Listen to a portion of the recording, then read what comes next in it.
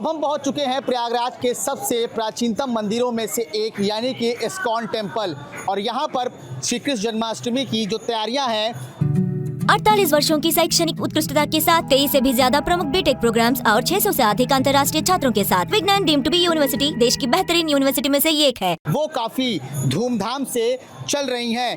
अब हम आपको मंदिर के अंदर का अद्भुत नज़ारा दिखाएंगे और सबसे पहले यहाँ के जो पंडित जी हैं हम उनसे बात करने की कोशिश करेंगे और जानेंगे कि आखिर भगवान श्री कृष्ण की अद्भुत लीलाओं में से कौन कौन सी ऐसी लीलाएं हैं जो लोग को अच्छी लगी आज तक। तो हमारे साथ यहाँ पर इस्कॉन टेम्पल के पुजारी जी हैं, हम उनसे जानेंगे, लेकिन आप सबसे पहले उस अलौकिक प्रतिमा के दर्शन कीजिए जिसमें कि आप देख सकते हैं कि भगवान श्री कृष्ण के सर पर मुकुट और मुकुट पर मोरपंखी के साथ साथ उनके हाथों में बांसुरी है, और आप उनके श्रृंगार को भी देख सकते हैं कि उनका श्रृंगार किस तरह से लोगों को पूरी तरीके से अपनी ओर मुग्ध कर रहा है। उनके चरणों में आप देख सकते हैं कि तुलसी माता विराजमान है, दूध है, मक्खन है, दही है, मिश्री है और बगल में माता राधा रानी की प्रतिमा भी है। तो हमारे साथ बात करने के लिए यहाँ पर मौजूद हैं। क्या नाम है आपका? शिव कुमार कृष्णदास। आशु जी, जन्माष्टमी की तैयारियां में क्या क्या चल रही हैं? जन्माष्टमी की इस बार बहुत विशेष तैयारियां हैं। इस बार महाकुंभ के बाद बहुत सारे भक्तों का सैलाब पड़ा है पूरे प्रयागराज के इस्कॉन मंदिर में, इसलिए इस बार 60-70 हज़ार भक्तों के लिए प्रसाद की व्यवस्था है यहाँ पे। और हर साल की तरह इस साल भी भगवान के लिए बहुत सुंदर पोशाक हम लेकर के आ रहे हैं वृंदावन से। 3 पोशाकें हैं, हर पोशाक 1.25 लाख 1.5 लाख रुपए की है। बहुत सुंदर पोशाक है, वृंदावन से बनवा करके ला रहे हैं। आज के दिन हम ब्रज उत्सव के नाम से एक उत्सव कर रहे हैं जहाँ पे सैकड़ों युवा और युवतियाँ ये सभी लोग आ रहे हैं और कैसे भगवान कृष्ण को अपने जीवन में ला करके। भगवान श्री कृष्ण की हमें कुछ अद्भुत लीलाओं के बारे में बताइए। भगवान कृष्ण की सबसे महत्वपूर्ण जो लीलाएं हैं, वो जो लीला है, सबसे महत्वपूर्ण जो लीला है जो उन्होंने समाज को बहुत इंपॉर्टेंट मैसेज दिया है भगवत गीता के माध्यम से, वो सबसे महत्वपूर्ण है। आज उसके ऊपर बेस्ड एक नाटक भी हम प्रस्तुत कर रहे हैं कृष्ण की भगवत्ता करके।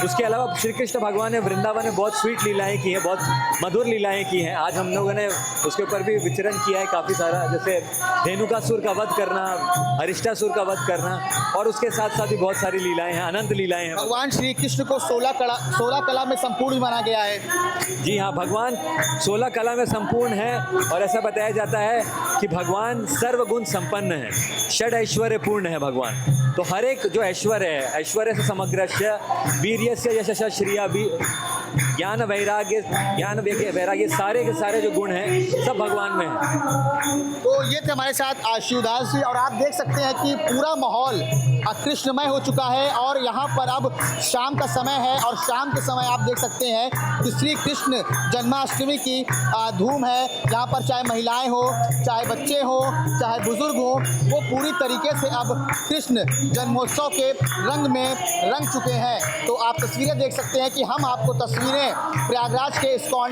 टेम्पल से दिखा रहे हैं जहाँ पर भगवान श्री कृष्ण के जन्माष्टमी को लेकर लगभग सभी तैयारियाँ पूरी हो चुकी हैं, और अब से कुछ ही घंटों बाद भगवान श्री कृष्ण का जन्मोत्सव मनाया जाएगा। भगवान श्री कृष्ण अपनी नटखट लीलाओं के लिए भी जाने जाते थे, और हमारे साथ उनके कुछ भक्त हैं, हम उनसे जानेंगे और बात करेंगे कि आखिर भगवान श्री कृष्ण की ऐसी कौन कौन सी लीलाएं हैं। मैम, क्या नाम है आपका? सबसे पहले नाम बताइए। मैम, श्री कृष्ण जन्मोत्सव में अब कुछ ही समय बाकी है। भगवान श्री कृष्ण 16 कलाओं में संपूर्ण थे, उनकी सबसे अद्भुत लीला कौन कौन सी है? यहाँ पे सबसे पहले यहाँ पे ब्रज की होली होने वाली है, जो बहुत ही उत्सव से मनाया जा रहा है। हम लोग यहाँ इकट्ठा भी हो रहे हैं, सब लोग आ भी रहे हैं। फिर उसके बाद कल का जन्माष्टमी का महोत्सव है, उनका जन्म होगा, और फिर उसके बाद कीर्तन होगा, नृत्य होना है यहाँ पे। तो एक से एक प्रोग्राम्स यहाँ होने हैं। अब मैं आपसे रिक्वेस्ट करती हूँ कि आप लोग ज़्यादा से ज़्यादा आइए, इस महोत्सव में शामिल होइए। मैम, क्या नाम है आपका? मेरा नाम विद्या अग्रवाल है। मैम, श्री कृष्ण जन्मोत्सव की किस तरह से तैयारियां चल रही हैं, और आप लोग इस बार क्या नए नए प्रोग्राम यहाँ पर शामिल कर रहे हैं? इस बार हम लोग कोई खास तो नहीं, बट हम लोग झूलन सेवा जैसे मंदिर में होती थी, हम लोग यहाँ पे वो कर रहे हैं, ऑर्गेनाइज कर रहे हैं। श्री कृष्ण जन्मोत्सव कुछ ही समय बाद अब भगवान श्री कृष्ण का जन्म होने वाला है। किस किस तरह की खास तैयारियां की गई हैं, इस बार क्या थीम है? जैसे कि अभी आप सब देख सकते हैं झूलन उत्सव के लिए हम लोगों ने बी थीम देखा है, सनफ्लावर थीम है ये है। उधर झूलन उत्सव ये चल ही रहा है और कीर्तन हो रहा है और वहाँ पे कल्चरल प्रोग्राम्स चल रहे हैं और ऐसे तमाम प्रकार के प्रोग्राम इस्कॉन की तरफ से लगाए गए हैं ताकि भक्त आ सकें और भगवान श्री कृष्ण की भक्ति का आनंद ले सकें। तो हम यही सबसे गुजारिश करेंगे कि सब लोग ज़्यादा तादाद में आएँ और भगवान श्री कृष्ण की भक्ति के आनंद ले सकें और यहाँ के भक्तों के साथ एंजॉय कर सकें। हमारे साथ कुछ और भी भक्त हैं, हम उनसे जानेंगे। मैम, हमें कुछ भगवान श्री कृष्ण के बारे में बताइए आप।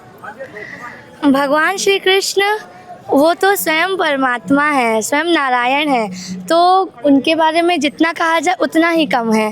तो वो उन्हीं का कल ब्रह्म जन्मोत्सव मनाया जा रहा है जो खुद विष्णु के अवतार हैं। तो सबसे ज़्यादा लोग आएँ और क्या बोलते हैं भगवान के कल्चर प्रोग्राम्स भी होने हैं, बाल लीला का प्रदर्शन भी किया जाएगा जो भगवान के जन्म का था। पूरी झांकियाँ सजाई जाएगी जो वृंदावन नंद गांव होता है। परसों 17 तारीख को भी नंद उत्सव मनाया जाएगा। जब कन्हैया पैदा होकर नंद बाबा के घर में आए थे तो इतना ज़ोर का उत्सव मनाया गया था। वो झांकी यहाँ पर सजेगी और पीछे लीलाएँ भी होगी नंद उत्सव की।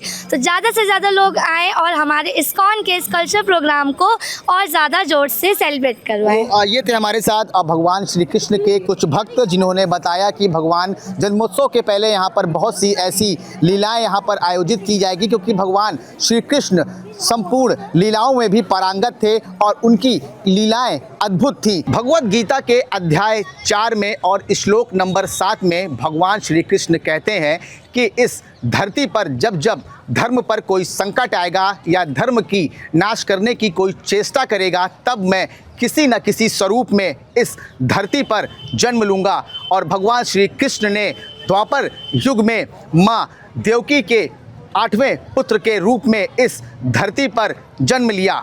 सूर्य पुत्र और यमराज की बहन यमुना भले अभी आपको शांत और कलकल धारा में बहती हुई नजर आ रही हैं, लेकिन जब भगवान श्री कृष्ण का जन्म कंस के कारागार में रोहिणी नक्षत्र के 8वीं प्रहर में हुआ था तब यह यमुना नदी अपने उफान पर थी।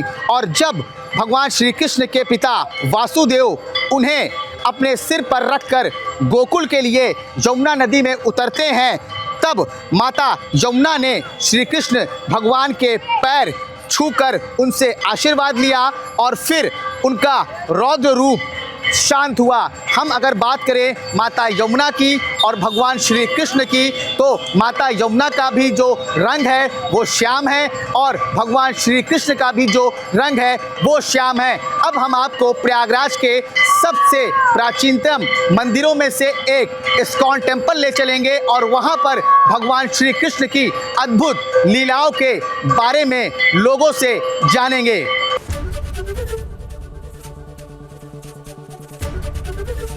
एबीपी गंगा, खबर आपकी, जुबान आपकी।